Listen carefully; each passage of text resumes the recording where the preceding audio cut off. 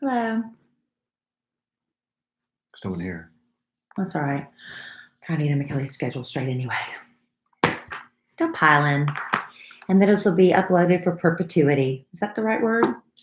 Hey, Michael, Linda, Sarah, Continuity, Rosa, perpetuity, Deidre, forever. Pink Chair Salon. Oh, hi. Alan is going to be driving the ship tonight because I defer to him. Where's the rules? Refer to rules 1 through 14. Are you serious? Yeah. Well, I need to print them because my computer. Print them. We're going to talk about that too. My computer's talk about how many have been violated this week. My computer is going to die because I left my charger at work. Last time I did that, I said I was going to buy a charger to keep at home and one at work, and I didn't do that. Oh, yeah. We're going to go over these rules. Man leads, woman follows, everyone wins. Paste. File. Print. I'm gonna go, my man, Sam I'm gonna go rule by rule and give examples. Go ahead. I came out in my car and she doesn't like to ride windows down, so maybe you can come get her Friday. I'll be there at noon to secure.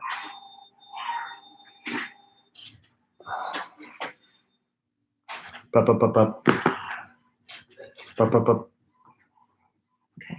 Emma Kelly, your dad said 2.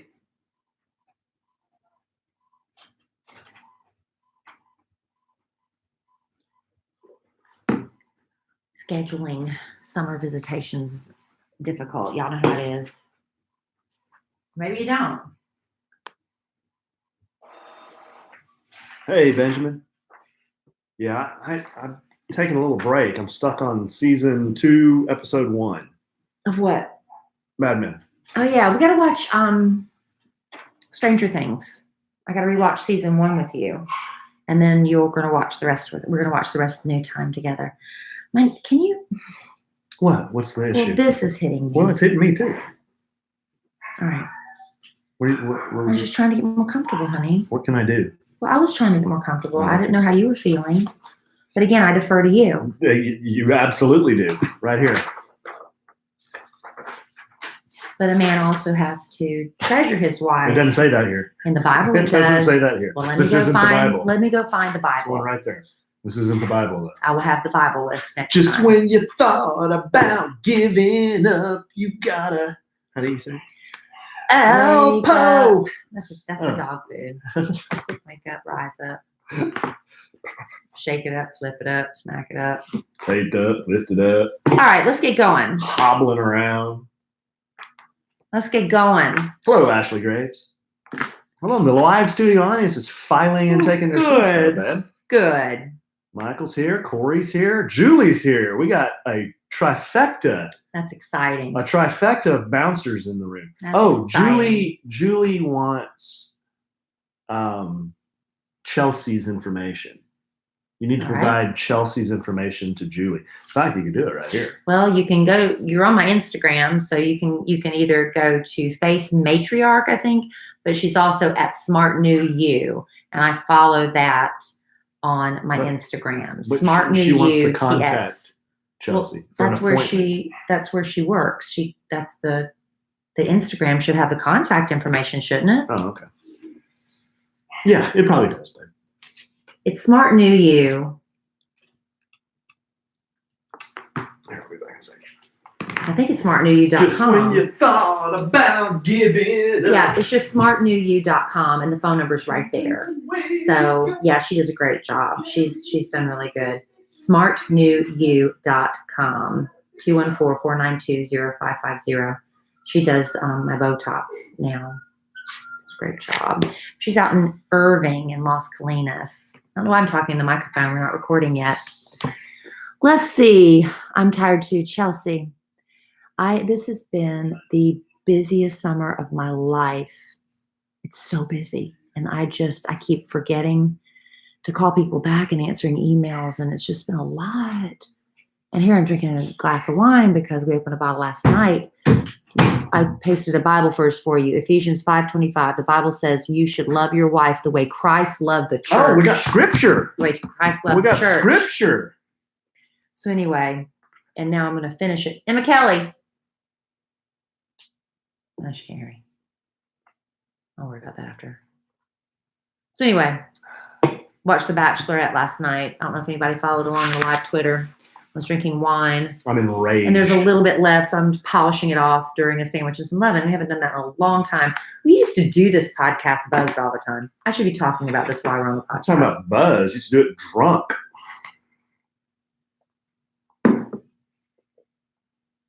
Just when you thought about giving up. Test 1 2 1 2. That's me.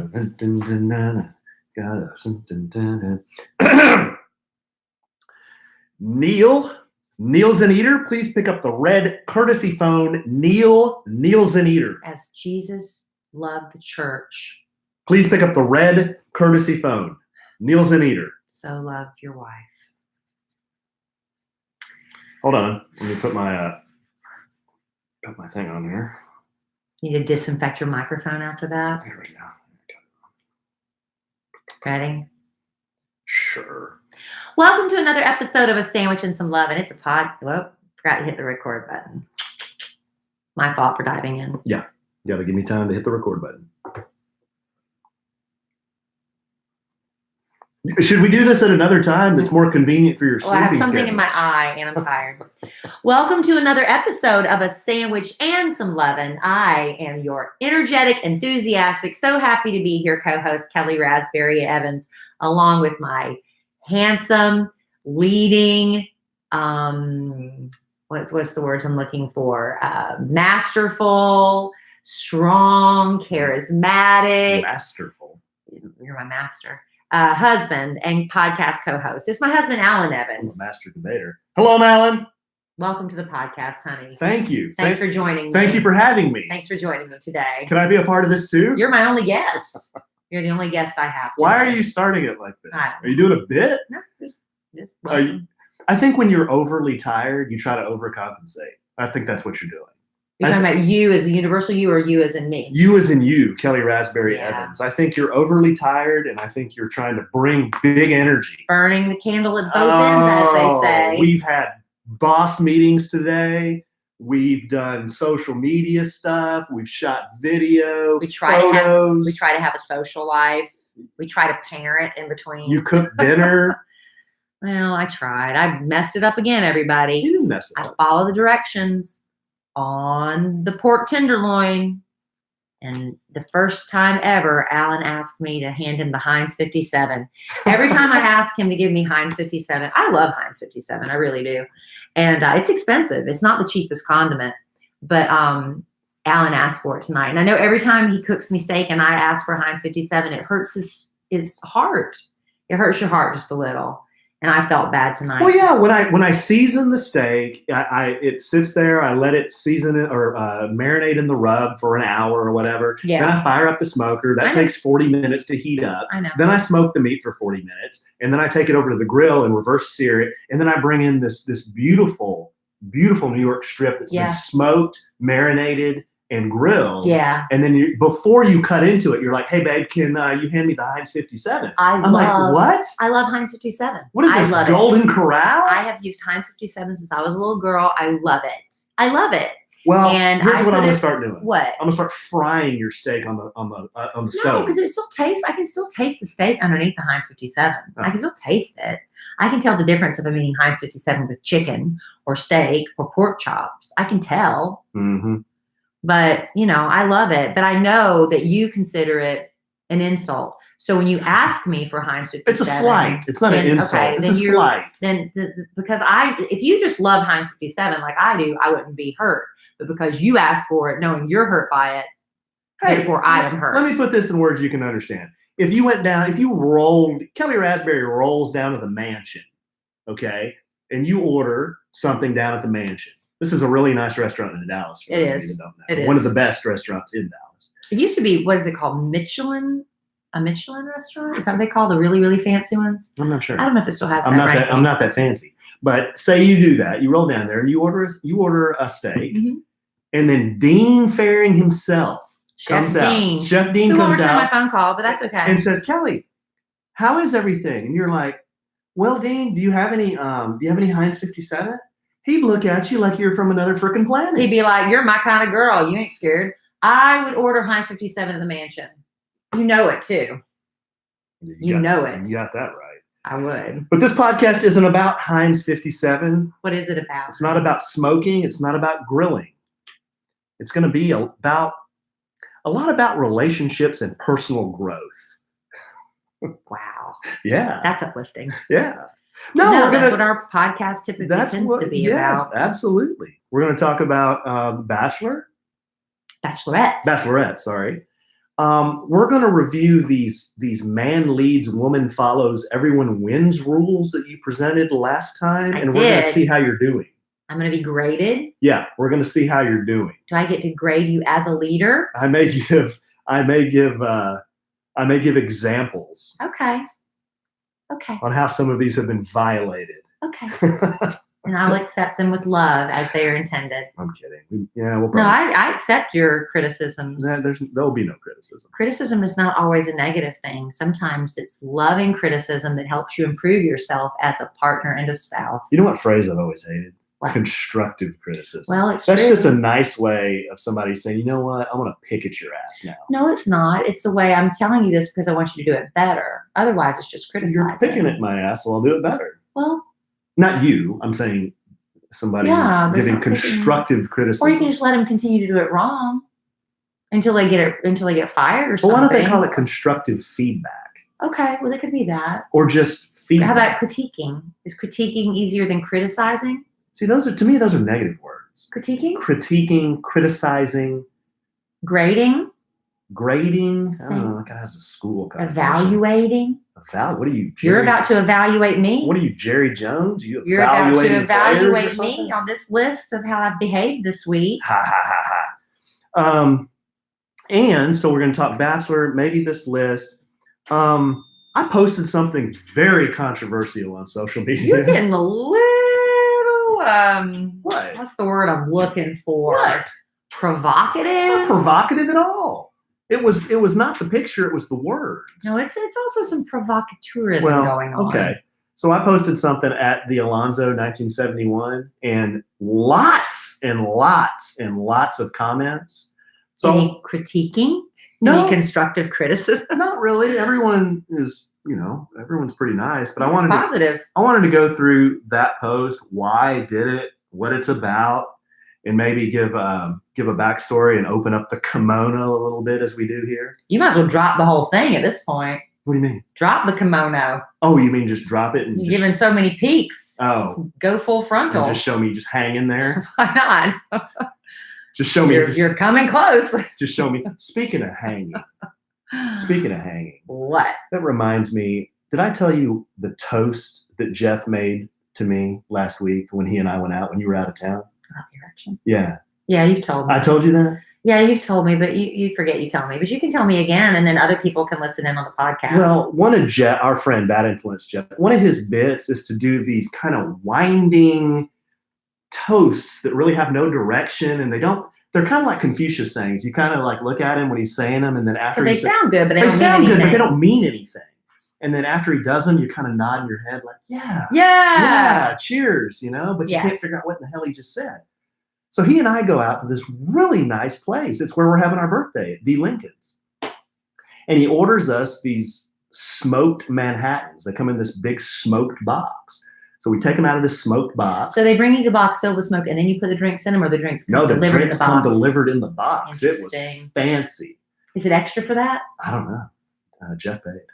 Well, there you go. Yeah, exactly. That's why I keep them around. So we take the drinks out of the box, and he says, Alan, to love and affection and my 10-foot erection, my man, cheers. And I'm like, whoa, what 10 feet? 10-foot erection. Wow. Yeah. Even 10 inches, I'd be like disgusted. Well, yeah. So I start talking to Jeff about this. Kind of awkward to do that to another man. Yeah, right. And I'm like, dude, that doesn't even make any sense. I mean, if it was like a 10-inch erection, that might make a little more sense than a 10-foot erection. Still unbelievable. Right.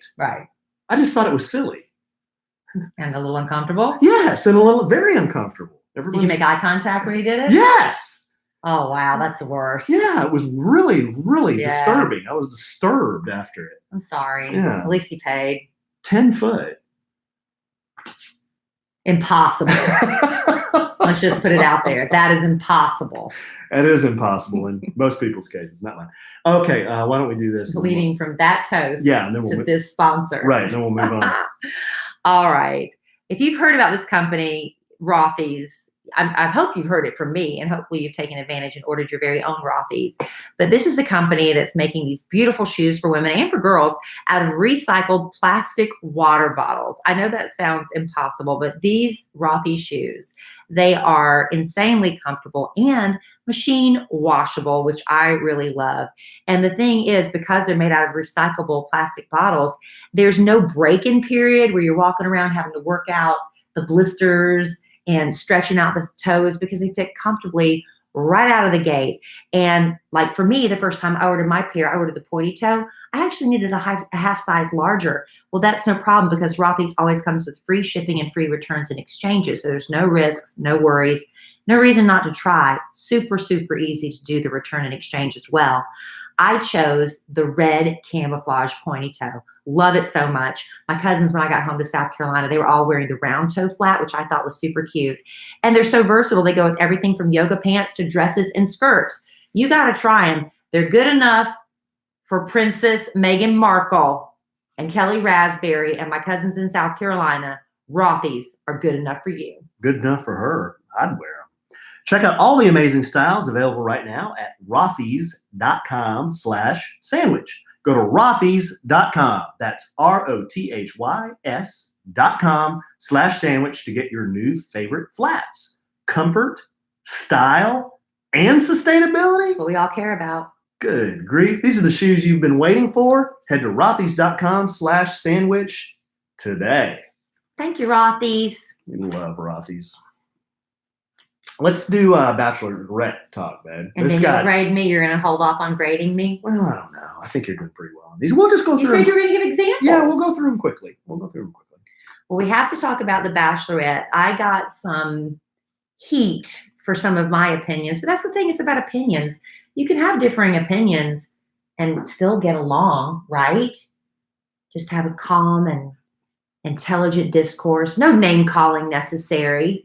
But Alan and I invited Bad Influence Jeff over to watch the finale of The Bachelorette. Jeff's a huge fan, and he kept tweeting me during the episodes. I said, finally, why don't you just come over and bring supper with you? So he did. That was nice. Food. That was very nice. But we liquored him up. So anyway, came over, and I had to live tweet during the event. So I wasn't the best hostess because I'm having to tweet and give my opinions. But I think it's more interesting to hear your opinion, because you haven't watched all season. And basically what happened, we knew from the tabloids that Jed, who I kept calling Jeb, which pissed everybody off, because I know a guy named Jeb. Then you should have done it more. Well, I don't purposely do it. I would type in Jeb sometimes because I know a guy named Jeb. So anyway, Jed, when he went on The Bachelorette, had a woman he was dating back home, and he had just told her he loved her. She told People Magazine everything. She said, yeah, we were in the Bahamas or wherever they were on their beach vacation. He told me he loved me, that he was just going on the show to, further his music career. He's an aspiring musician in Nashville. And when he actually applied to be on the show, he hadn't even met this girl. So he applied for the show. They started dating for a couple months. He got the gig. They flew off to the beach. He said, I love you. And when he got to LA, he called her one more time, said, I love you. If I make it top 5, that's great, but I'm coming home to you, and I won't be able to talk to you anymore. They take their phones. So that was the last she heard from him. And apparently, he was the one that Hannah picked. And so, yeah, and then when Hannah confronted him, because she saw the People Magazine article like the rest of us did, he kind of fudged his way around it. He said, and I get what he was saying. He told her he loved her. He said, as soon as I said it, it felt wrong. And I think a lot of guys do that when they say they love you and they don't mean it, when they want to have sex with you. Whoa. When they feel like... You're not speaking from personal experience. No, but guys do say that, right? I don't know. It wouldn't be me. Okay, never even as a young person. A lot of teenage boys and stuff do that. And let's be honest. Didn't have sex as a teenage boy, sir. I didn't either as a teenage boy. But that's because nobody wanted to have sex with me. I wasn't like that pristine, but nobody wanted me. So it made it really easy to be a prude. But these people are really fresh out of teenage years and young adults. They're still really mature. But basically his way of getting out of the relationship was just taking off for California. Anyway, she found out. He kind of lied about it. She dumped him. And then the next time she saw Tyler, who was my favorite from day one, she's like, let's go on a date. I'm like so over it already. So what did you think about the whole thing? I had a big problem with it. I have a big problem. Because you haven't watched the whole season, so you're kind of, you Yeah. picked up bits and pieces from me. You know, the deck is really stacked against the men in this thing and against the women in The Bachelor. Right. The woman, this is just my opinion, the woman in The Bachelorette can do and get away with things that she would not be able to do and get away with if she was just out on the dating scene. Right. I'll give you an example. Agreed. Screwing the guy in the lighthouse 4 times. And then telling it. And getting cheered. And right. Practically a standing ovation. Now, listen, I'm not saying what Jeb did was cool. He was Jed, whatever his name is.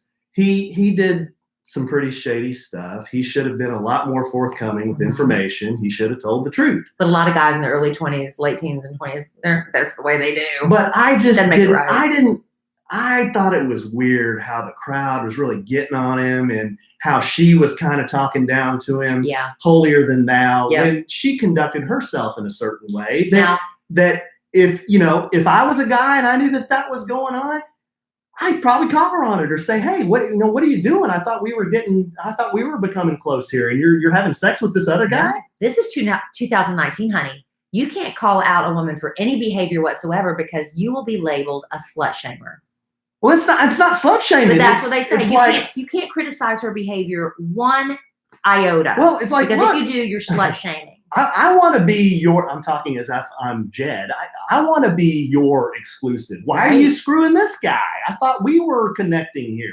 Right. And then the whole, how she dropped him like a bad habit and turned her attention to Tyler. Yeah, and like, I still have feelings. You want to go? If I'm like, that just shows how you weren't genuine about your feelings for Jed. No, you got over it that easy. Right. No. And I know Tyler, he's got to be he's being cool. He's got to be the politician. He's gonna be a gentleman. He's a gentleman anyway. Yeah. But he ain't gonna say anything bad about her. I get it. But if I was him, behind closed doors, I'd say, you know what? I ain't your sloppy seconds. You want to go for a drink or something? Fine, we can have a drink. Let's be friends. We can talk about all this. Ha ha ha. But you dumped my ass. You dumped my ass on national television. Embarrassed you. Yes. And that's how it really goes. The Bachelorette is so far from reality. That's why you have to kind of it's great entertainment. Don't get me wrong. I love it. But I felt really like Hannah was being very hypocritical in the way she was handling it. And Jed wasn't allowed to stand up for himself really and say, okay, well, like 2 nights before I got down on my knees and you said, you'd be my wife, you were on your knees with Tyler. He couldn't, babe. The whole deck. He can't. The whole deck is against stacked against him. He couldn't say anything. No, absolutely not. And she was feeding off that. And, and then she did call because every time she'd say something negative, the crowd would cheer. And she did finally say, that's not something you should cheer about because my heart is broken. But Tyler's here and Tyler's hot and I'm going to go try something with Tyler. It was just so smarmy and I wasn't satisfied with the ending at all. I wasn't either. The whole thing bothered me. I was very disappointed in the whole thing. It left a bad taste in my mouth for everybody, for Jed, for her, for Tyler, everyone involved. And I was joking. The guy who made out like a bandit, the dude that got laid 3 or 4 times. Peter. And he was the one sobbing inconsolably. And it had been 2 months, since he got dumped. So, and his mother was in the crowd. This is the night before last, the 2-part finale. His mother's sobbing. Everybody's sobbing. But she didn't go for Peter. She went for Tyler. So it's like, what is going on? I don't know. It's so ludicrous. But I'll tell you this. Yeah.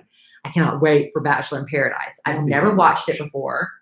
But I think we'll have fun watching that together. The only problem is it's a 2-night commitment, Monday and Tuesday nights. But I've never watched it. It looks pretty ridiculous. It does, and it should be maybe we should fun. watch it. Yeah. It'll be fun. And they still haven't named the next Bachelor. I think it's going to be Mike, because Mike would be, a history-making Bachelor. He'd be the first Black Bachelor. A lot of people are rooting for Peter because he was so sweet and his heart was broken. I don't think it'll be Tyler. I think Tyler has too many opportunities that he would be restricted by The Bachelor at this point. And it definitely won't be Jed. But Chris Harrison said they weren't going to announce The Bachelor yet because you have to watch some of Bachelor in Paradise, because he said there are too many men that still need to be seen.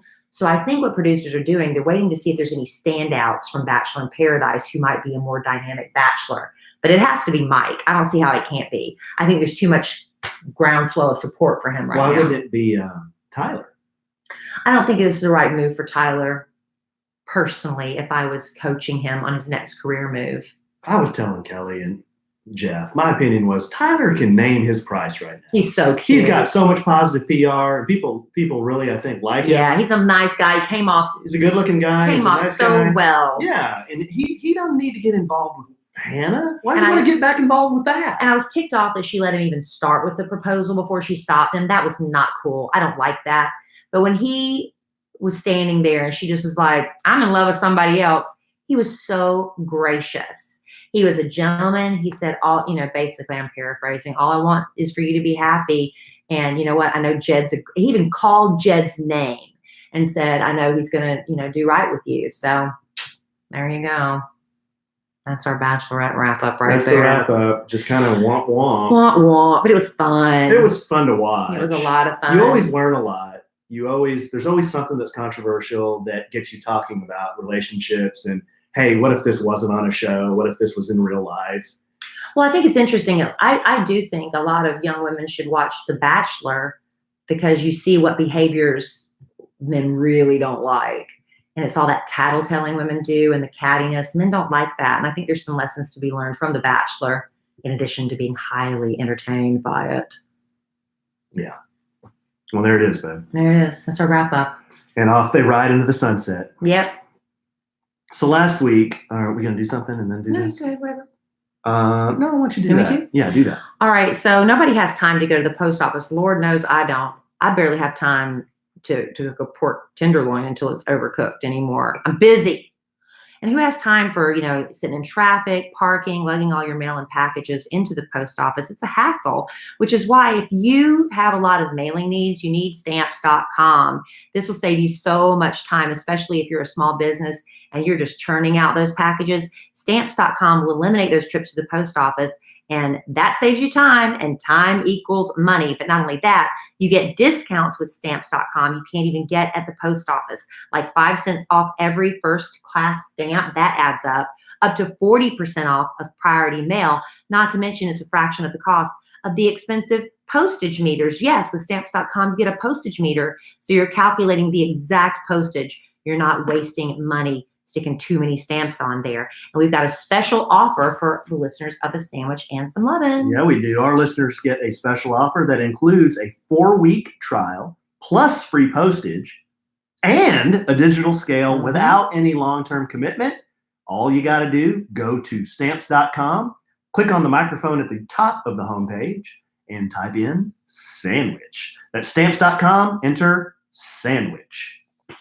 Love stamps.com. Yeah, you do. Yeah, we do. I'm drinking a glass of wine tonight. We have not drunk. Have not drunk on A Sandwich and Lovin' in quite some time. We kind of put an ixnay on that. A Sandwich and Lovin'? Yeah, I said. Because we used to do the show. We'd sit down. He'd have his bourbon and I'd have my wine and we'd get a little buzzed and we'd do the podcast. We put a stop to that. Why did we do that? Well, I did it because we started our weight loss program. That's it. That's what it was. And then it kind of just became a habit that I don't drink during the podcast. Yeah. Has it made for a worse podcast? I don't know. I'm having more fun tonight all of a sudden. No, but we opened a bottle of wine when we had Bad Influence Jeff over last night. And we were drinking the wine and we had a little bit left. I said, I'm going to drink it during the podcast tonight. There you go. Maybe it'll make for a better me. I like drinking wine. We drank a little bit. I had a glass last night while we were watching The Alan's Bachelorette. into Pinot Noir right It now. makes me so dang sleepy. It does, and after this, I'm gonna go just collapse in bed. It I might just get naked and turn on the ceiling fan and just lay there. Whoa. Yeah. Huh. Huh. Naked and turn on the ceiling fan. I'm hot. Like face down or face No, up? I'm very hot. Would you go face down or face up? I don't sleep on my stomach. You know that. Have you ever seen me lie on my stomach? No, I never have. I don't like it. Actually, I have, but that was when I fell. not by your own. That was when I fell. Not by your own doing. Yeah, it was a trip and a fall. Yeah, I usually start off on my back and then end up in the fetal position. I start off on my back next to you, and then I get then you hot. turn your back to me. Then I get hot, and then I scoot over, and then I get into the fetal position. On my right I think we're gonna have to get a king size bed. No. At first, when we first got married, when we first got married, we were like, we don't like king size beds. We like touching each other. And now 2 years of marriage, we're so hot, we can't get away from each other in bed. It was 105 degrees today. That's why. You still want to touch me in bed? Yeah, absolutely. Oh, yeah. I mean, yeah. It gets hot though. Yeah, it does. And you turn your back to me anyway. It gets hot. Yeah, it gets hot. It's hot up under them sheets, doesn't it? Under them Brooklyn and sheets. No, the Brooklyn sheets are comfortable. They're just the right temperature. So silly.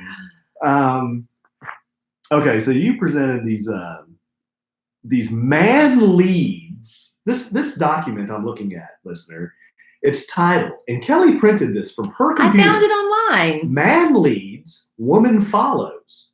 Everyone wins. Yeah, it was 14 rules for women. Wow. And how to treat the men in their lives, even grandfathers, brothers, any men in your life. If you want to have a good, healthy relationship, these were the 14 steps. Now, we just did them last week. I guess we're going to have to do them again real quickly here because Alan's going to grade me. I'm going to say, I'm going to send these to Gal Gadot and see what she thinks about these. Okay, rule number Wonder Woman? Think she'd be down with man leads, woman follows, everyone wins? Well, Hannah might. Well, I don't know. Okay, we're going to grade you on these. Okay, rule number one. What am I giving you? A through F? Whatever you want. You came up with this. Okay, we'll do an A through F. I think everybody can understand that. Okay, rule number one, never belittle your man. You don't do that. I will give you a solid A on that. Thank you. Okay, rule number two, never talk down to him.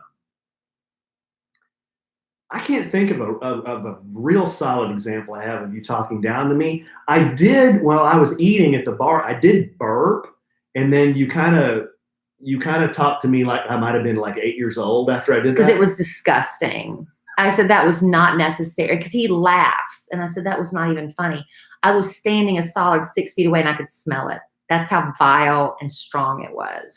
Okay, so maybe you were justified. So is that talking down maybe or is that not. just calling out bad behavior? Maybe not. But it's not following my man's lead. No, it's not. I should have burped in response. Right, so I'm going to have to give you a B on that one. I'm surprised you didn't score me lower. Number three, never ignore him. Yeah. Okay. F. Yeah, we have some issues here. This one, Kelly gets into this zone where I could be, I don't know, I could be reciting the Declaration of Independence word for word. Wouldn't faze me. Wouldn't faze her one bit. She'd just be head down, plowing down in what she's doing. But I have been very, very busy. You know You've been that. very busy. I'm sorry. So, but this is my thing. I told him, I said, if I'm in the middle of writing an email or doing something and you come in and start talking to me, that's not really fair either. If I have to say, excuse me or whatever, because I'm so focused on what I'm doing. Yes. Right? Yeah. But if you're talking and suddenly in the middle of it, I'm like, then I start doing that. That's really rude. I'm not gonna. I'll take an F on it. No, I ignored you. I'll give you a B minus on that. Well, that's very kind of you. I'll give you a B minus on that. Never let him feel replaceable. You know, the only example I can give of this, and it doesn't bother me at all, but you know, I get that Tyler's a good-looking guy. Oh, phew. I mean, I get that. I thought you were gonna say something else. I get that. I know. But I have gone on. You know, I mean, after the 50th time I've heard it, I mean, I get it. Well, even today, I think he's a good looking guy. We had a lunch date with our girlfriend, a mutual friend today, and she brought it up before I did. She said, I think my husband's had it up to here with me talking about Tyler. I was like, oh, thank God, it's not just me. Yeah. There's just something about Tyler. Yeah. What am I? See, we're still going on. I'm not making you feel replaceable. Okay. I thought you were going to say something about a AAA battery. Oh. I don't know. Do I need to check the drawer? So what do I get on that? I'll give you a B on that. B? Never play down your need for him. Never play down your need for him. I mean, I can't give an example either way. I don't know that like I'm such an independent woman that I don't need your help with stuff. Yeah, you're fine. You're fine there. Give you an A. I ask you to help me all the time. Never cause him to feel embarrassed. You haven't done that in the last week. Not in the last week. I'll give you an A. Not in the last week. Or since the last podcast. Number 7, never look away or text while he's talking. F. Number 8, never manipulate him. But babe, we were in the car and we were driving somewhere and I was trying to answer some business stuff. Is that what you're talking about? My texting when you were... I talked the whole damn way down there. You didn't hear a word I said. You did not. Absolutely I did. What were we talking about? I was telling you about my day and asking how your day was. Just flatline. So I was like, Oh, no. shit, I'll just turn up Alice and James. It's fine. Oh, no. All right. You're not angry about it. I didn't even know. I know you didn't know. Number 8. Oh, no. Never manipulate him. No, you don't do that. Oh, That's no. A. Number 9, never boss him. You don't really do that. Number 10, But never. boy, you were I don't do any of these, but you were so mad about that one. Number 7, number 10, never laugh at his mistakes or faults. You don't do that. Like making fun of you for something you do. No. Number. Except that burping thing. I wasn't laughing. So that's an A. Number 11, never put any person before him. Well, Tyler's before me right now. Tyler and Larry are before. Larry's always before me. I love that dog but Tyler, so much. Tyler's before me too. I can't tell you guys how much I love that dog. So I love him. I get Larry. I kind of get Tyler. I'll give you a B- on that one. Number 12, never to be too busy for him. I've been really busy You've been lately. really busy. I get it. Man, We're I've been both busy. so We both got swamped. a lot of stuff to do. You know, I'm sorry. I get it. We have a date. You know, I tried to have a date day for us this week. Yeah, we're doing it. I said, hey, I've got a window of time. Let's do something. And Alan he slept really wrong, and so he needed to go get a massage for an hour and a half. So I was like, okay, I'll just go to TJ Maxx. Yeah, we did a TJ Maxx date. Number 13, never be inconsiderate of his feelings. Inconsiderate of my feelings. I always consider your feelings, don't I? You do, except when you have to wipe the drool off your chin when you're watching The Bachelorette and you see Tyler. Okay, I'll give you that. And then number 14, never tell his personal business. You get an A for that because I tell my personal business. Thank you, honey. Yeah. So I didn't do too badly, No, you did except really for well, looking babe. away or texting while you're talking. Right. But then if you graded me on all these, I'd probably get like C's on most of them. Well, you don't belittle me. No, I try not to. I can't think of anything really. I don't know. Do I ever cause you to feel embarrassed? Sometimes. Oh, no. Probably. What do I do? I don't know, probably. Like what? What do I do? Not in front of people necessarily, but No. maybe just stuff I do. And it's like, oh, well, you didn't like that. What do you mean? Like when I try to be all cute and I come over to you and like try to get on top and you always go, oh, like I'm gonna crush you. And I'm embarrassed. I'm like, are you really afraid I'm gonna hurt you? You just did it again the other night. You know it hurts my feelings. You do it every time. Because it's a bit. You But said it hurts my feelings. I tell you okay. every time. Listener, it hurts here's my what feelings. happened. One time, Kelly tried. What you were trying to do something. I He think was laying down. we were in bed. We were in bed, and I was getting in bed, and I was just like, you know how sometimes you like come at somebody like you're gonna Tackle them. like tackle, but he's already you tackle me all the time. So I was coming, and I was just playfully coming at him in slow motion, and Alan cowered in such fear. And he wasn't joking. This is the first time because he thought I was gonna like land on him and hurt him. I guess. And he made this noise. Seriously, it was not a joke. It was the first time. This is being exaggerated no. just a little No, bit. it's not being exaggerated. You continue to do it now because now it's a bit like I was going to crush him. And I was like, I hurt my feelings so bad. Sorry, babe. But he just thought that was the funniest thing ever and laughed and laughed. So now, like the other night after The Bachelor, you know, Tyler's got me all hot and bothered. So I'm like, hey, I'm going to get some from my man. Just kidding, honey. I was just like playfully going over there to sit on him and love on him and tell him I'm sorry for, you know, going on and on about Tyler. And so yeah, I'm sure that's what you were going to do. I was coming over to show you some love after you had to listen to me go on about Tyler. And I go to straddle him. Ooh, here we go again. I'm like, sounds like an owl. That's the way you sound. Like, it hurts my feelings. Like, I'm sorry. Like, ooh, like yeah, that. and yeah, like I'm going to crush you. And you're like, no. I'm like, all right, well, there goes that little spontaneous moment. That is the most disturbing story I think you've ever told. And it involves you. Oh, gosh, man. I got the giggles now. Oh, that's well, next time I straddle you, just don't make that noise. Okay. Please. I'll just make a toast. Take it like a man. No, well, I'll make a toast. I'll make it to love and affection. That's what I'll do. That's what you'll do. Mm-hmm. That's what I'll do. Well, you wanted to talk about how you your Instagram post. Yeah, I guess maybe we'll kind of finish up with this, and maybe you can kind of help me through this. I don't want this to become a personal counseling session. I really don't. But there are some things that I just wanted to talk about, get off my chest. I did some of it on my Instagram, but it's caused a lot of like, oh wow, questions. Can you tell me more about that? Or hey, how did you do this? Or how did you do that? Mm-hmm. And so I don't even know really how to start, other than, you know, at the beginning of the year. At the beginning, yeah, we'll start at the beginning. That's good. Thank you, babe. See how helpful you are. At the beginning of the year, January, Kelly and I embarked on this weight loss journey, basically together. You know, and we did really well. We've done really well. Mm-hmm. And you lost 30 pounds. I lost 25. Yeah. I've gained a couple since we went on the family the vacation for like 3 weeks. Yeah. And trying to get back on it, but you've done really, really well. But even before that, I have a bucket list. We have a bucket list we do every year. One of my bucket list items this year was to get myself in a healthy state of body and mind. And I left that pretty general, probably because you don't want to hold yourself too I didn't want to accountable. hold myself too accountable because I know how much I failed in the past. Yeah. So that's what I had.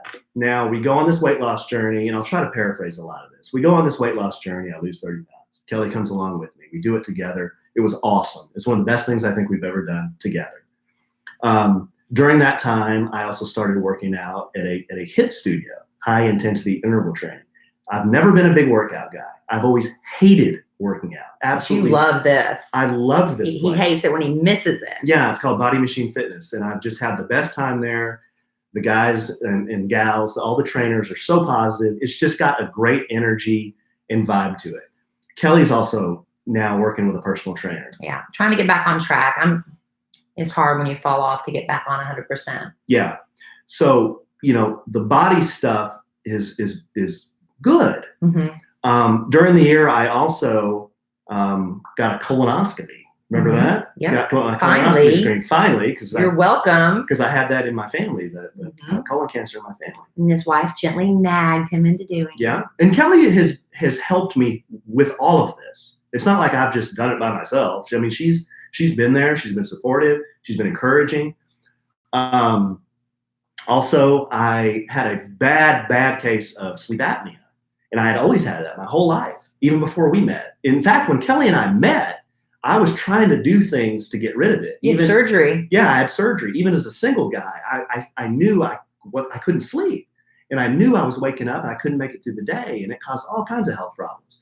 Well, anyway, I got that fixed this year. I got a custom mouthpiece made by a dentist, Suzanne Ty at Swisher Dental. She made me a custom mouthpiece. It's knocked out the sleep apnea.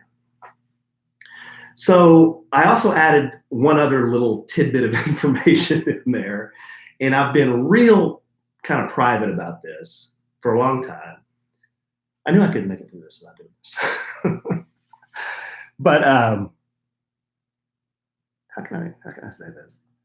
Going back to let me go back to, let's say, 2008. It was a difficult time in my life. I'll just say that. I was finishing up 5 years of school to get my master's degree. I was working a lot. I was traveling a lot. And there was a big event that happened in my life, and it was a loss. And when that happened, I kind of spiraled down into this, it was a depression. And I went to a doctor and I said, these are the things I got going in my life. And I don't know why I feel the way I do, but I don't feel good. I feel awful. And he asked me a bunch of questions and said, well, what about this, this, this, and this? And he diagnosed me as having depression. Yeah. And this was in 2008. And, I didn't know what to do. I didn't handle stress very well. I certainly didn't handle this big event that happened in my life very well. So he put me on antidepressants, okay?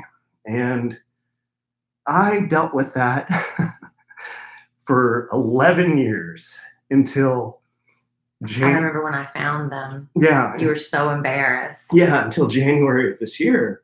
Yeah. And I tried to quit and get off of those things.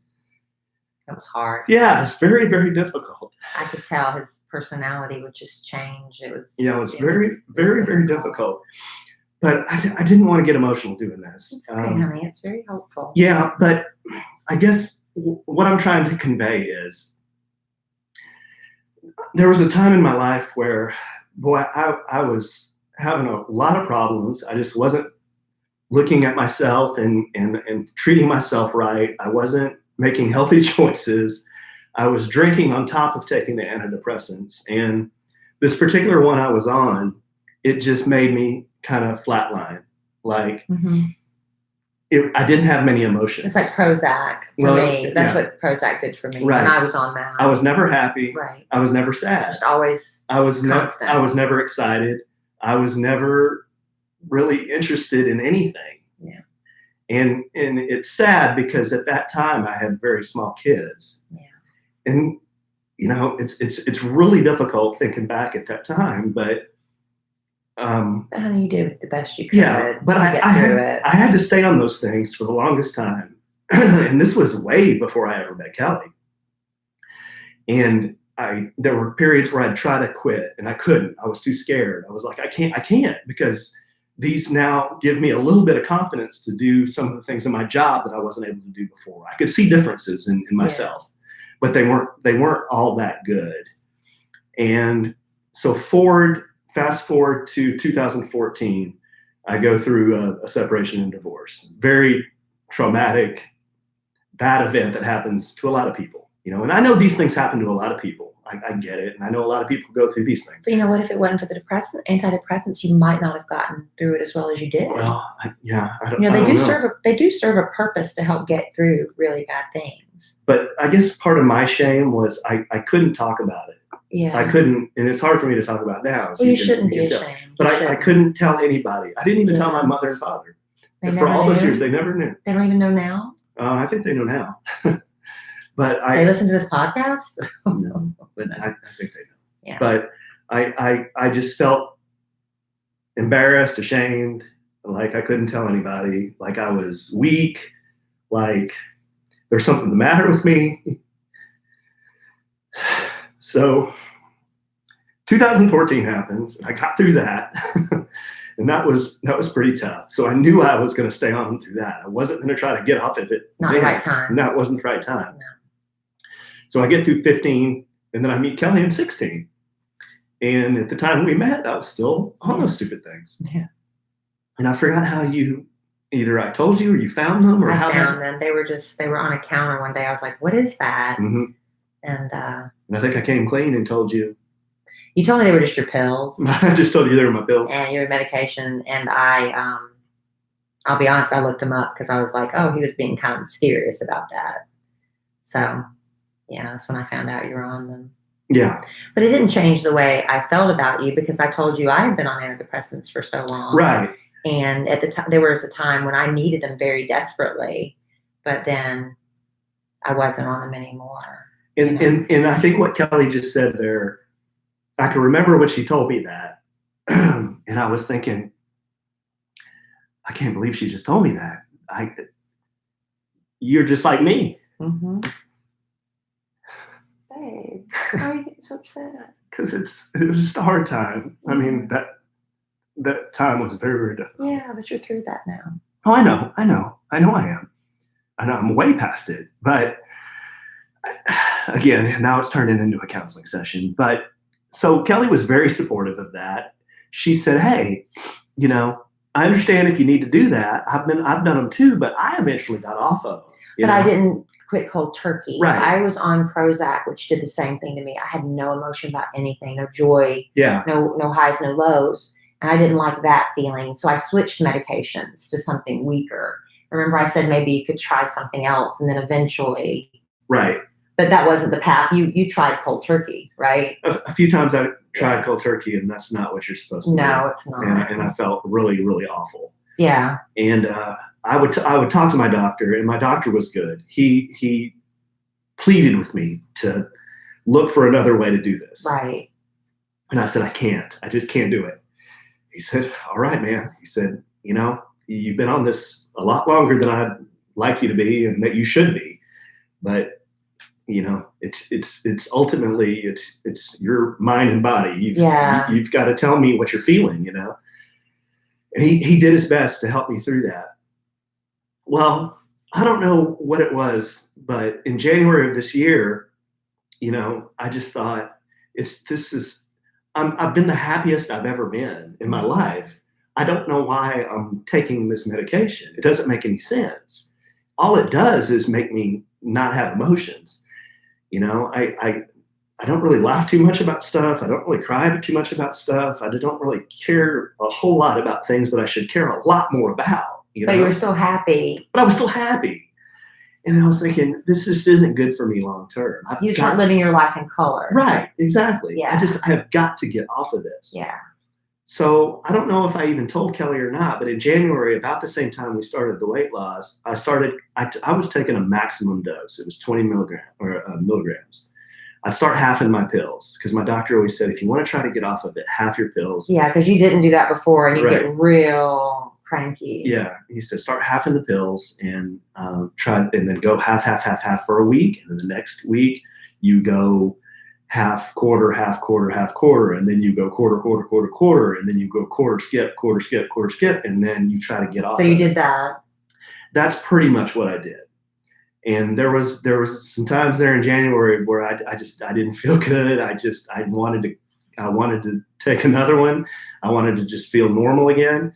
But I just fought through it. I thought, along with the weight loss, along with exercising, along with getting my sleep in check, which I think was a big, big issue with me, for me, my entire life, and affected relationships, affected my personality, affected my health.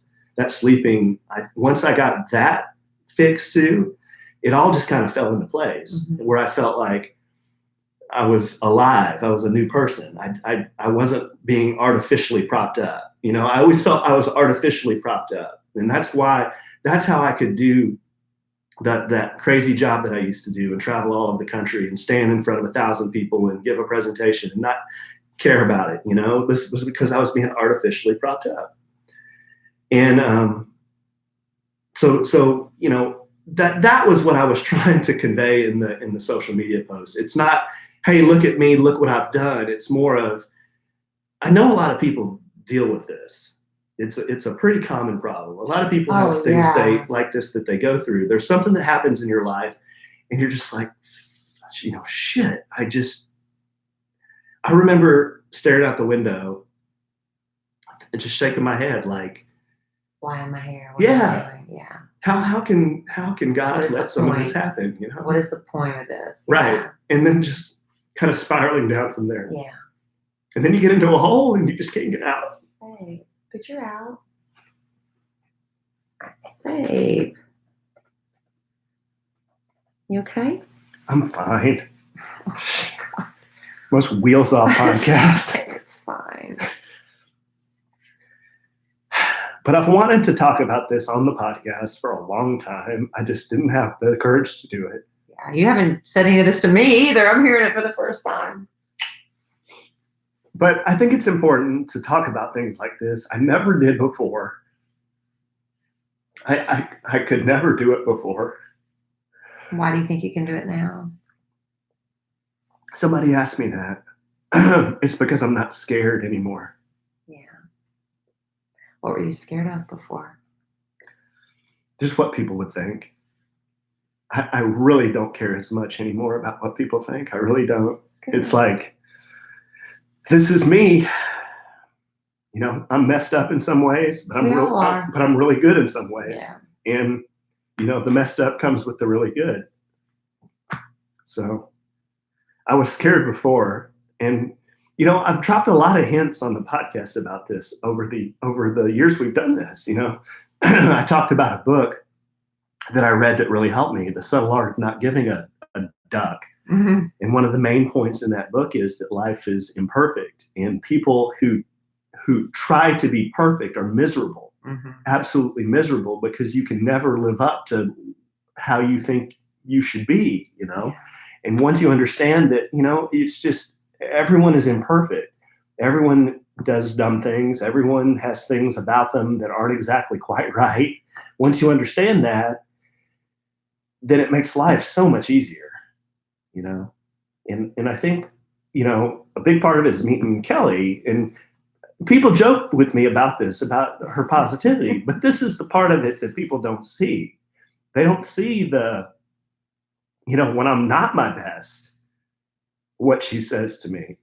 When I'm crying like a baby, how she helps me.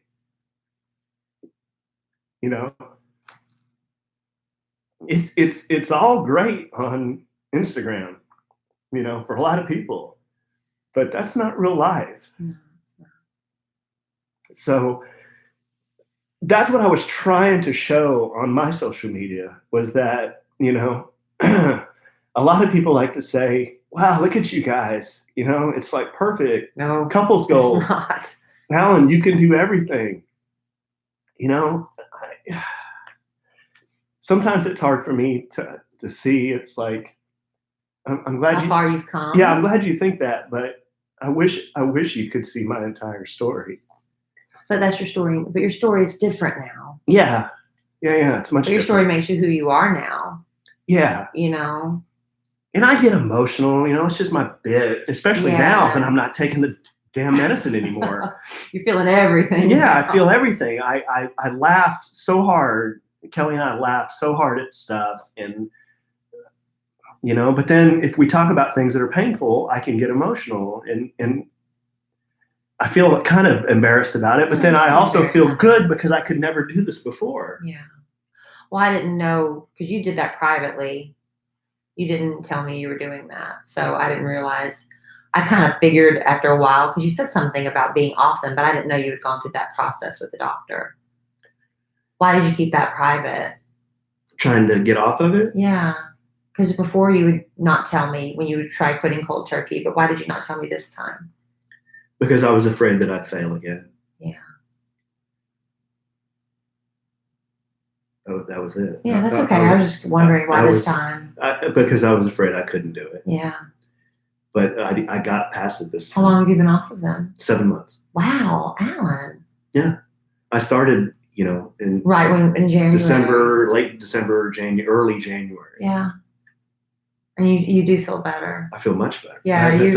Well, you've got a passion for different things that you didn't have before. It's like just everything you're doing, like, turned up a notch. The working out, just like getting the house organized, just different projects. No, it's true. It's like you get these little projects and you just take, you know, you get really passionate about things. Some people can't even get passionate enough to get dressed every day, you know, but you get dressed with passion. You know what I mean? You do things with more emotion and energy now, I think.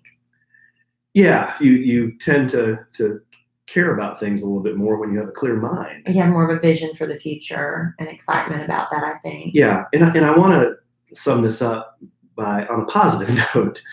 You know, I have never been happier in my life with me personally, you know, my relationship with my wife, the time I spend with my children,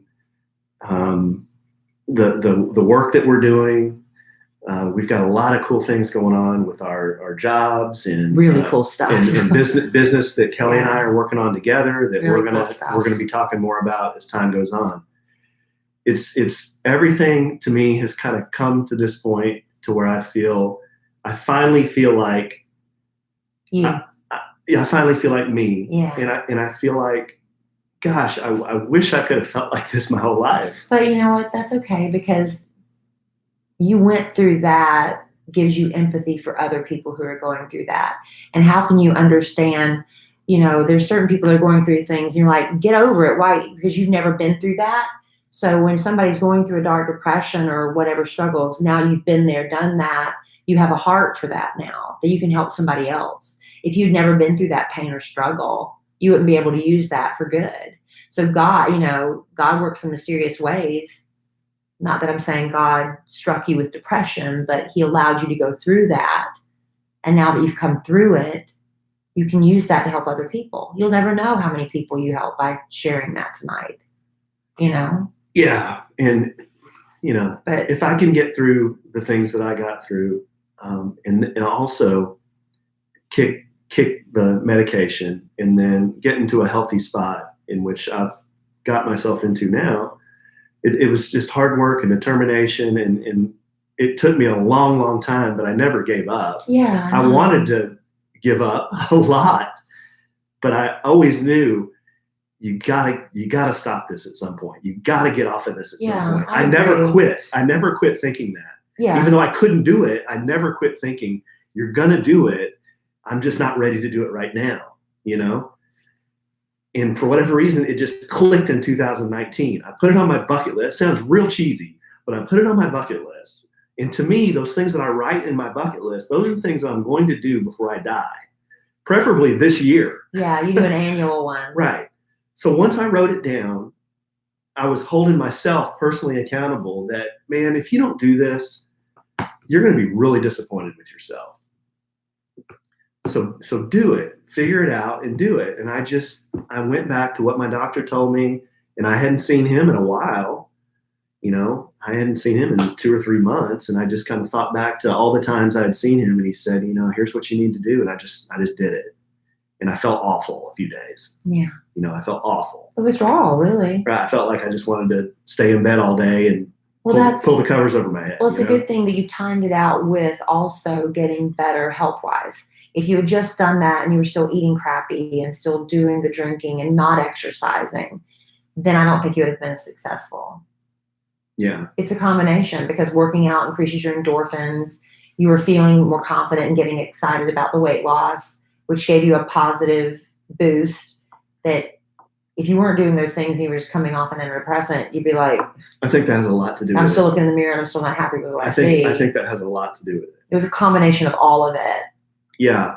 But your story is not my story, and my story is not whoever's listening story. People, they can be on antidepressants for shorter periods of time. I know one of my cousins was going through just a horrible time where one parent died, another one was diagnosed with cancer, her husband was very, very sick, and she went on antidepressants not even a whole year just to get her through, and those do serve a purpose. And I think that's, as long as they're used properly, people shouldn't be ashamed to go on antidepressants. I think it's okay. But if it's just, as long as it doesn't become a crutch, because for not everybody, they don't need them long term. Yeah. But that's between you and your doctor. Right. And your spirit, you'll know. For me, it became a crutch. Yeah, you'll know. For me, it became something that I was scared to not do it. So to me, that meant I was dependent on them to feel like me. Yeah. And I hated that. I absolutely hated that. Yeah. Because I knew I was being propped up, and there were other things that I would do to make myself feel better. I had a sweets addiction. You knew that. I would eat all kinds of crap, junk, lay in bed, eat junk. And I like to have an occasional cocktail, but then there were sometimes where it became more than occasional. Yeah. And when you mix alcohol with those things, it's bad. Yeah. It's bad. I mean, when On the one I was on, when it flatlines you, when you drink, it gives you euphoria. And when, you have euphoria and then you don't care about anything, that's not a good combination. Mm-hmm. It's just not a good combination. So I knew this all along, and I knew I would get to this point someday, but it took me 11 freaking years to get here. And you got there. You got there, honey. And it did serve a purpose. It got you through a dark time. So don't be upset about that. I'm sorry, listener, for listening No, to I think it was blubber and sob on. I thought that was beautiful, and I think that was so helpful. I hope so. And the only reason I'm sharing this, and I wanted to share this a long time ago, but I just didn't have the courage to do it. For whatever reason, today I felt like I needed to get it off my chest. It was time. So there it is. And I hope that helps you, or maybe somebody that you know. But there are a lot of people you look at and you would say, well, God dang, he's a pretty normal looking dude. And look at everything he has. He's got it all. Oh, this guy, he's got it all. Look at him. You don't know what's going on behind closed doors and inside somebody's head. You just don't know. His life is perfect. Everything about this guy's perfect. It's not. But,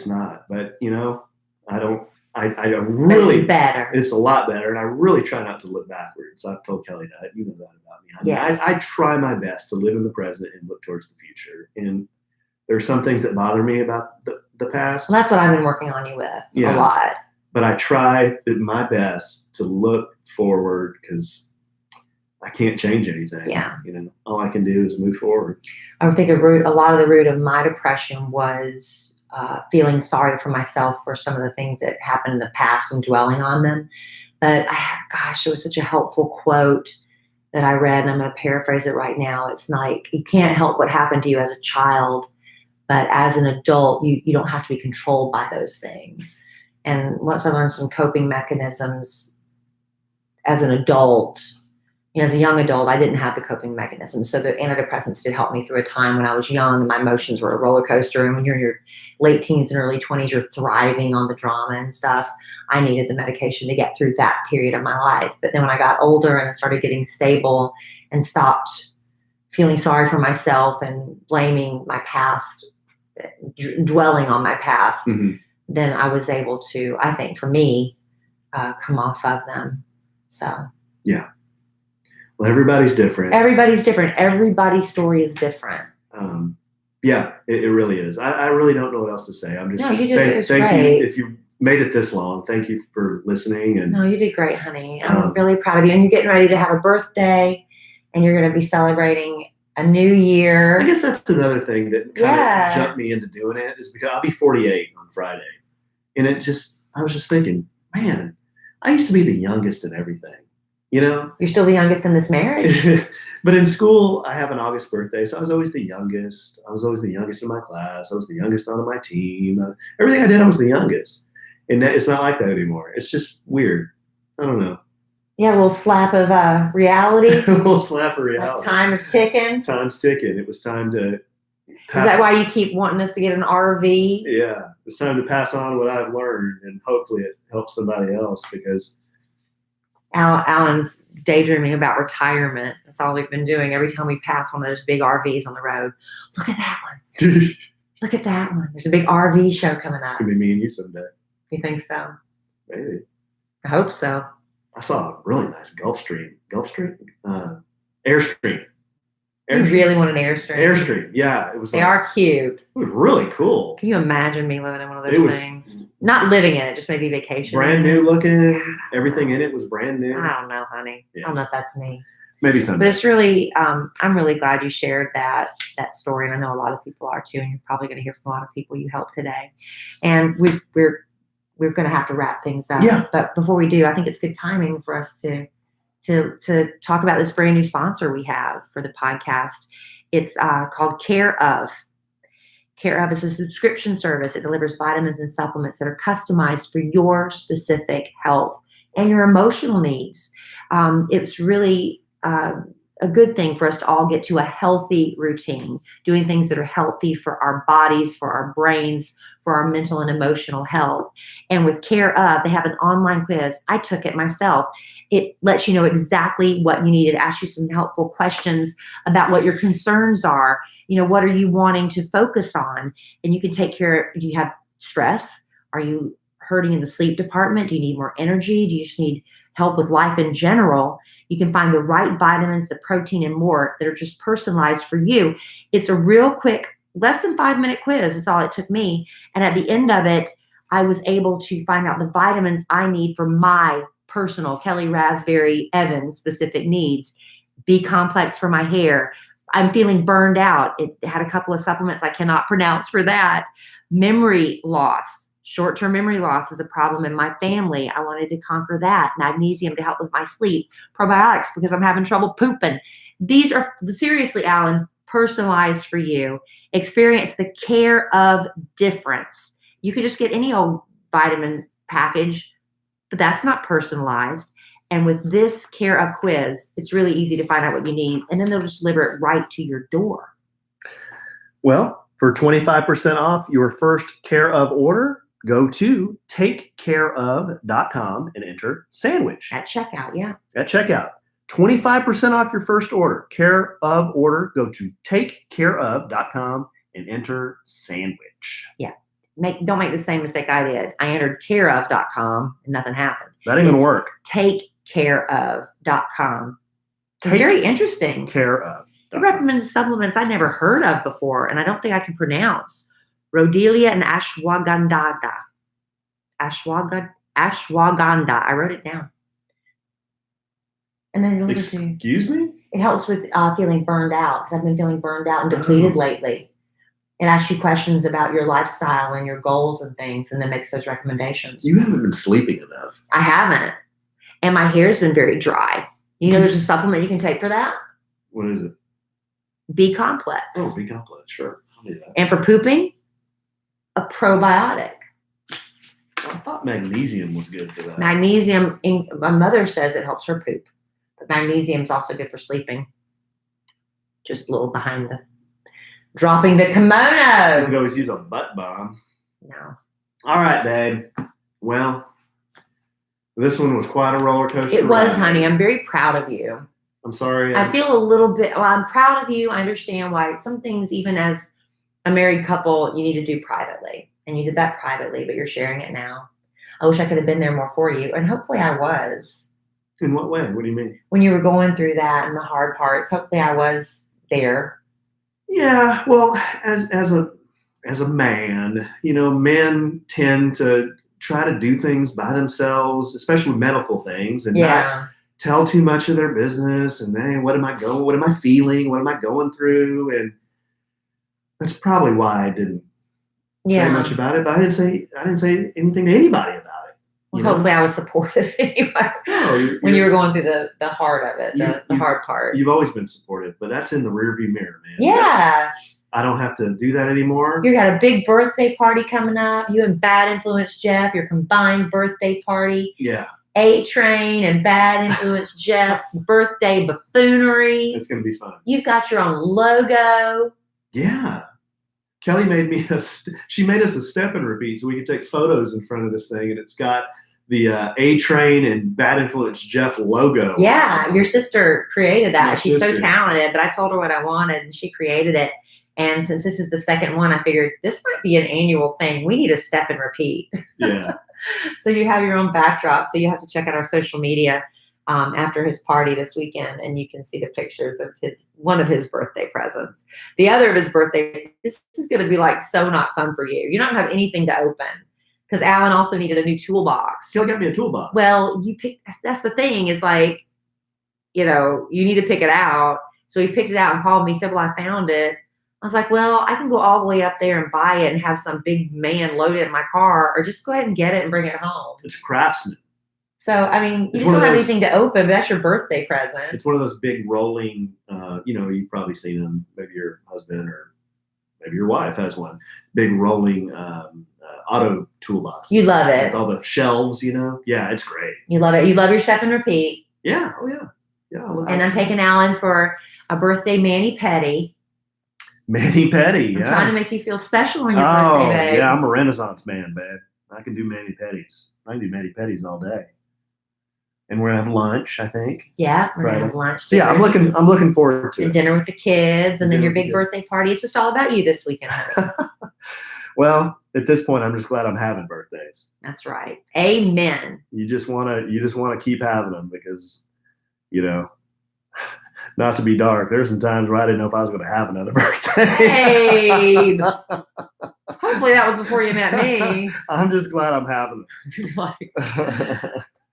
All right, babe. Well, thanks for helping me through this one. And, to the listener, if you're struggling, there's always a way out. You just you have to ask for help when you need it. That's the thing. I tried to do it by myself and I couldn't do it.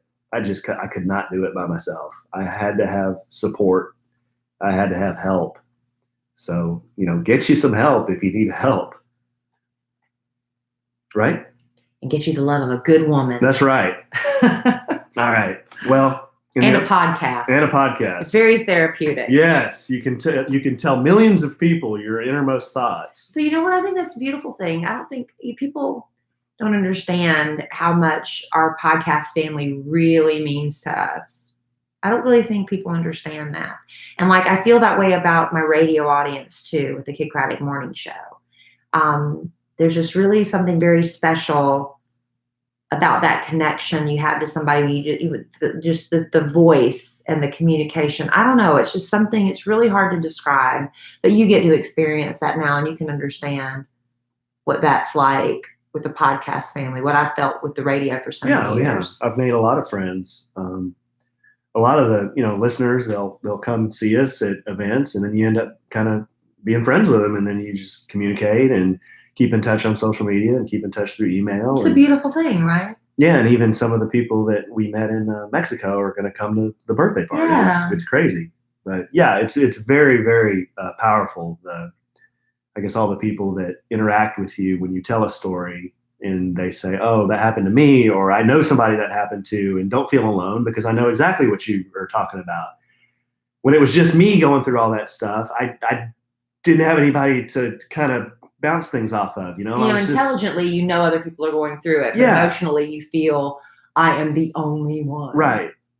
Even though intelligently that's not true. And I just always felt like I was in a hole. Right. I couldn't get out, Yeah. Don't start again, I'm not, honey. I'm fine. Don't start again. I'm fine. It's okay. We're going to go snuggle. I'm going to go straddle him and have him go. Yeah. All right. Well, I love you desperately. I love you too. And we love our podcast family. I love our listeners. And we thank y'all for hanging out. And I know you're going to send Alan wonderful words of encouragement and support. And I appreciate that. And that's about it for this episode of A Sandwich and Some Lovin', I do believe. And in the immortal words of the great Keanu Reeves, life is good when you have a good sandwich. Bye. Dang. You didn't warn me about that, honey. Did you even know you were going to do all that tonight? Yeah, I told you. I said I'm going to talk about what I put on my social media. You obviously didn't read the whole thing. I just saw that you said that you were laying in bed eating cookies and stuff. Did you read the entire thing? Obviously not. The whole thing. Well, I got a lot of questions about that. I loved it. So there it is. I have to go back and read the whole thing. Did you talk about the antidepressants on it? I didn't name them specifically, but I said I kicked my dependence on a prescription medication. And then people started asking me, well, can you tell me more about that? What happened? So I just thought now was the time to address it. I put it out there. You didn't repost the text. I tried to. I said, it said with the text and I clicked yes. And this is what happened. But I said,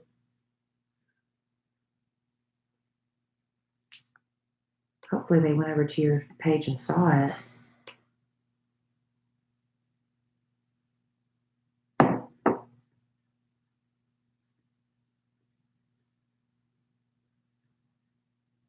No, I read all that. I did read all of that. Oh, well, maybe you just forgot. I don't remember you saying anything like that deep though. Well, prescription drugs. So I knew you were talking about your medications. But let's see. I can try reposting it again. No, I don't have to do that. But I swear I did it with the text. I didn't do it without the text. And for some reason I didn't do the text. All right, guys. Thanks for hanging with me through that.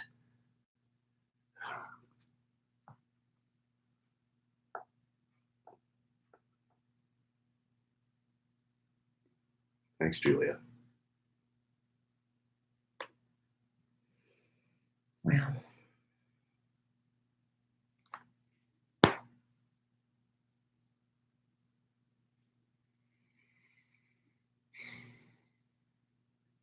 I just don't want to get into specifics about,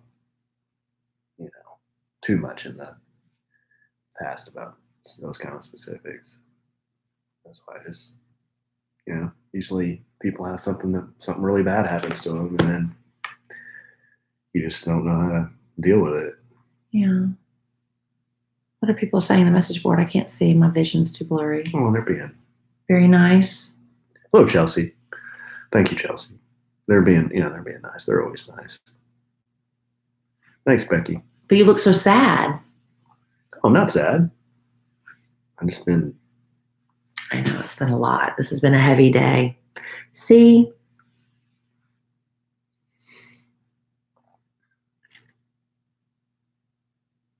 Thanks, Becky. I really feel great. I do. I may not look great, but I feel great. Now that I got that off my chest, I'm going to feel a lot better. If I know that it helps somebody, that's what'll make me feel that'll make me feel the best. If I know that somebody says, "Oh my gosh, I wish I knew this," or "I wish I had thought about that." But antidepressants, I think they're overprescribed. Yeah. But for some people, necessary. And they were necessary for me for a season. Absolutely. But not for long term. And not for you for long term. Well, it's all about getting everything. I think when everything's in balance in your life, your health, your emotional, your spiritual, we got to, and Alan and I, we've let our spiritual side slide. We got to get back in church. That's an area that's been a little bit out of whack for us. We need to do that. But yeah. No, you're right. It's supposed to be a short-term thing, but it didn't turn out like that for me. That's okay. And because you went through that, you have a story to tell, a better story. Yeah.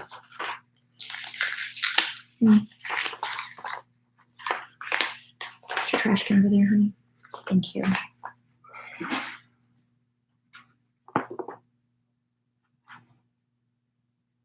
All right. Well, I'm going to go. I got to go in the kitchen. You okay? Yeah. You want anything? No. You want a root beer or anything? I still have a little left.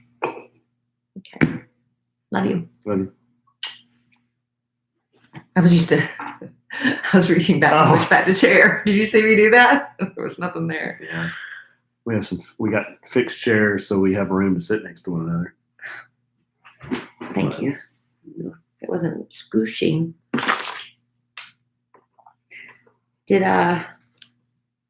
Julie nicely or Michael take notes? Because I didn't. Yeah. Oh, good. Michael took notes. Oh, Michael, you're going to be a savior to me if you took notes and send those to me. Thank you. If you didn't understand, I'll try to remember everything. Hey, Sheila. Yeah, as I do sometimes, if I start talking about something that gets me, then it gets me. But I've wanted to talk about it a long time. I'm one of those people that I kind of go by feel on a lot of things. Like what's my feeling? What's my instinct? There are some things I plan out very well. There are other things that I just fly, and however it happens, it happens. Something like this is something where I just kind of have a feeling, like I had a feeling I needed to post that post about how I've gone from January to now, because I was feeling so good, and I just unbelievable how much different I feel. And then I got to thinking about it, and people were generally really supportive and encouraging, and and there were a lot of questions, and I thought I should probably just talk about it, even though I was kind of scared to or embarrassed to a little bit. I should just do it, because it's not anything to be ashamed about. And like I was telling Kelly, I'm not scared anymore about what people think. I'm really not. I just have to just be me. I think that's how a lot of people should be. Just be who you are, and that's who you are. What are you going to do? I think there are a lot of people that live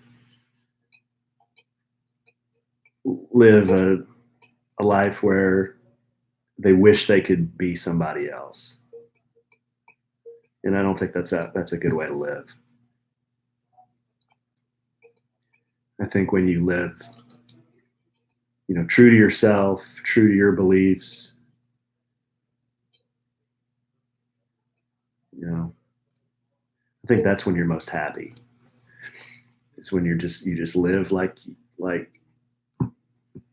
you're not living for anyone else and what they want or what they think you should be or how they think you should act or how they think you should look, or life's too short for that crap.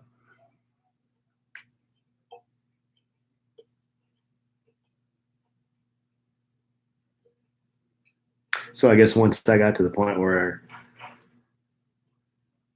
that's how I felt, I truly felt in my heart, then it's easier to talk about things like that before I would be scared, really, really like terrified to talk about, or terrified that if anyone knew, oh my God, you take a medication to help with your mood. What's the matter with you?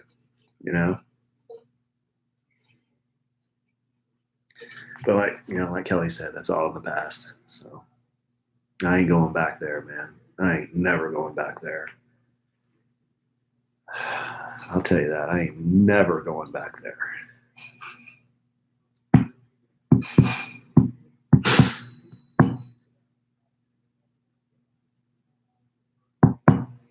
All right, guys. You guys are the best. You don't know how helpful this is and how much we appreciate you guys. To stay here for an hour and a half, listen to us yammer on it amazes me. It really does sometimes. I just think sometimes I don't I understand Kelly, I understand people have listened to Kelly for 25 years on the radio, but then for us to build this little community with the podcast, it's sometimes I just shake my head like I don't understand. Sometimes I don't understand like why people keep listening. Hopefully it's helpful. I hope it's helpful. All right. Thanks, y'all. I promise next time will be goofy and funny, and we won't be so serious. All right. Love you guys.